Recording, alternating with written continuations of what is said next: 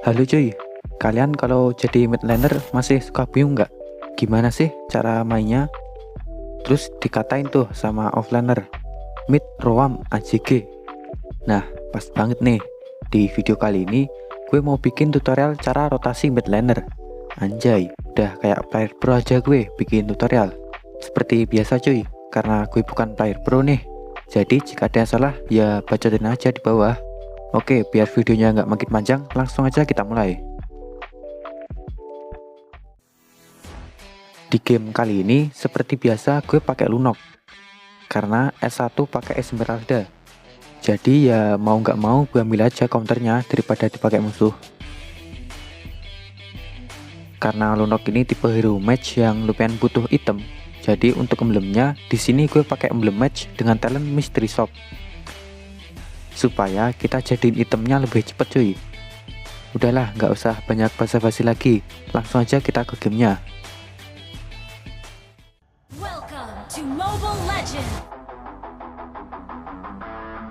Di awal game biasanya gue beli magic necklace atau kalung mana, karena Lunok konsumsi mananya boros banget. Jadi mana kita bisa ngeregen dan gak terlalu boros banget lah pas dipakai spam skill. Gak hanya buat Lunok aja, tapi hampir untuk semua hero match gue beli item ini terlebih dahulu di awal game. Karena hero match identik sama konsumsi mananya yang boros. Tapi terkadang ada juga hero match yang gak boros mana. Jadi kalian sesuaiin aja dengan hero kalian cuy. Di early game, kalian bisa prioritasin clear wave minion terlebih dahulu, hingga level 4. Nggak usah terlalu maksain untuk roaming. Karena kebanyakan hero match itu tipikal hero yang butuh banget level 4. Tapi jika tank kalian ngajakin ngerusuh buff musuh, kalian ikutin aja. Namun, jangan terlalu maksa cuy. Tigrealnya lagi sekarat, jadi gue langsung datang buat bantuin. Karena musuhnya bakalan untung jika bisa dapat first blood, dan juga rusuhnya Tigreal bakalan sia-sia. Karena udah aman, jadi gue langsung balik lagi ke mid lane, karena prioritas kita di awal game adalah clear wave minion.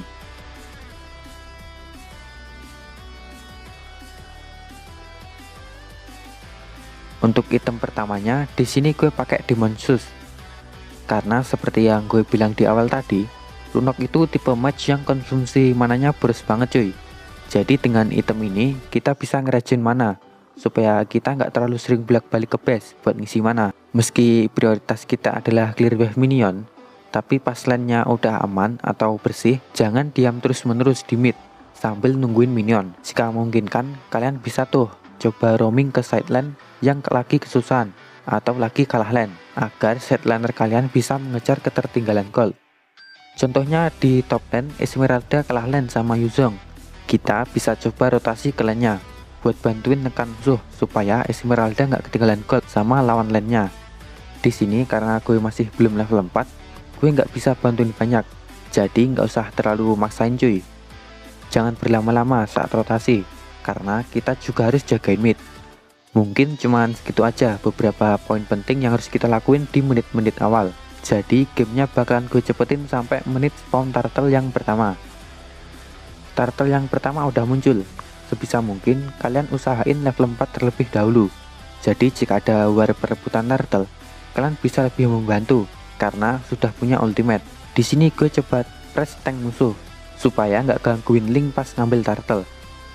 Jika memungkinkan, bikin HP tank musuh sampai sekarat atau sampai harus recall.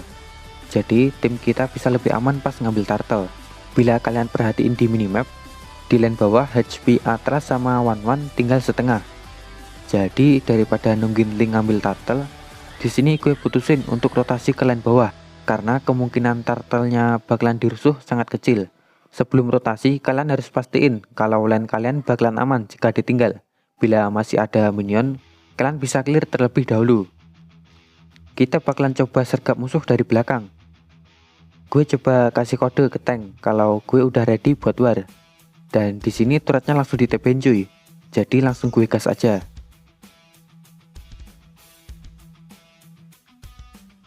Gue ada sedikit saran nih.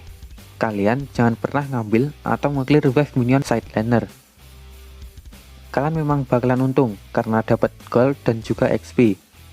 Tapi side laner kalian bakalan dirugikan. dan mereka juga bisa kalah lane atau gold dari lawan. Terkadang gue pas main set laner masih sering ketemu mid laner yang kayak gini, dan jujur aja menurut gue itu sangat merugikan cuy. Setelah selesai melakukan ganking, kita harus segera balik lagi ke mid lane, karena bakalan bahaya banget jika mid lane ditinggal terlalu lama, apalagi sampai turretnya hancur, karena turret mid sangat penting dalam menjaga penguasaan map. Tanpa turret mid, tim kita nggak bakalan punya space farming yang bebas.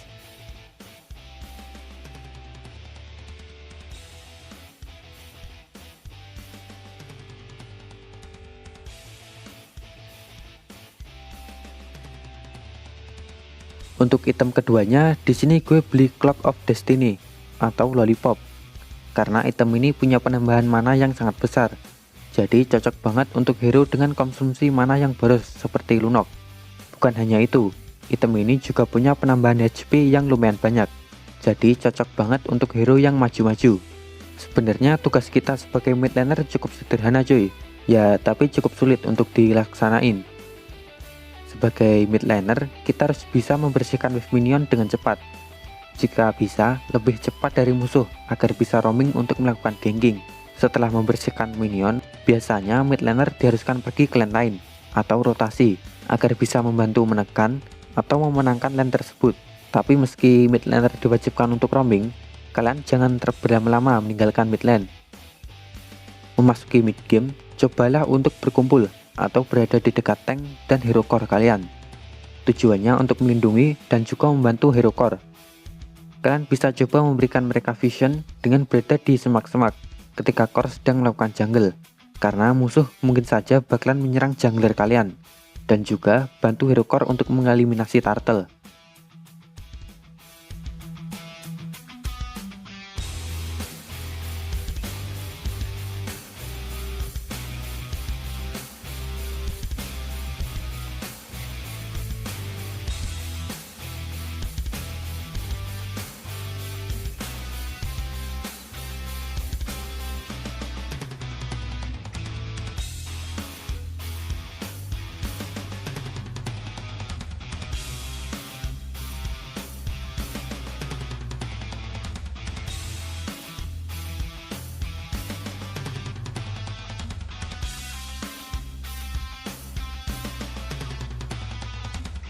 Untuk item ketiganya di sini gue bikin Lightning Transient seperti biasa untuk dikomboin sama Clock of Destiny.